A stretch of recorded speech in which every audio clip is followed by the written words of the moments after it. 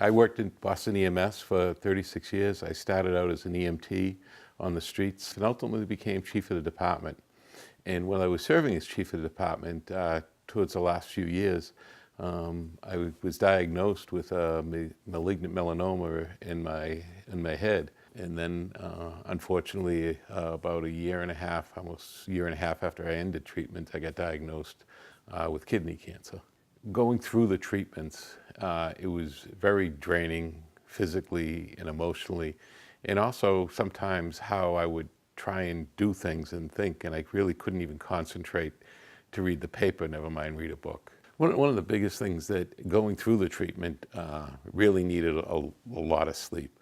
But once finished that, and then after the second round of cancer as well, I really said, well, I have to get myself back in shape.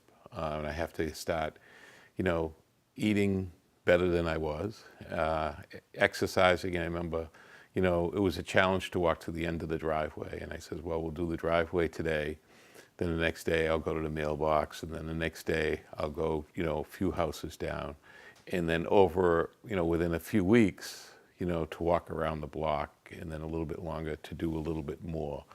I usually could keep track of everything in my head. I knew where I was going, what I was doing, the schedule was, different meetings and budgets, and I had kept a lot of it in my head. But, after the treatments, I started keeping like more notes than I ever did. I mean, when I was a paramedic in the field, we always carried 3x5 index cards during an incident, and I found I went back to carrying 3x5 index cards.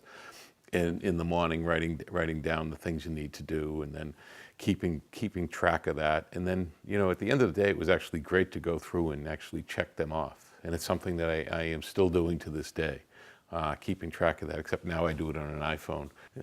I had the opportunity after I came back from my second bout of cancer, and not even a year later, because I remember getting a call and from the president from the White House to be the deputy administrator at FEMA. One thing that I remember clearly, that if they had called and asked me less than a year before, I couldn't have even accepted it, because I was going through treatments, and walking to the end of my driveway was a challenge.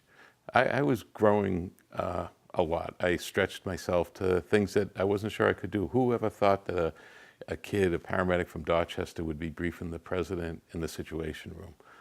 So I was growing and loving every minute of it. The main thing that got me through it is first my wife and my family and friends. And I think without them, there's no way that I feel I could have got through it. But also realizing that, okay, this is it, I have it, we're gonna deal with this, we're gonna move on. And it's not gonna be the easiest road, but we're gonna do it. And once we're finished, we're gonna continue to go. Attitude is probably one of the biggest things of how to look at this, and how to say, you can beat this, and you can come out on the other side stronger. And you can come out on the other side somewhat at peace, but also realizing that, you have a lot to offer. You have a lot to offer the next survivor. You have a lot to offer to your community. You have a lot to offer to your country. Because I think cancer survivors have a different outlook on life. And I think cancer survivors can probably make some of the biggest impacts in the community as well.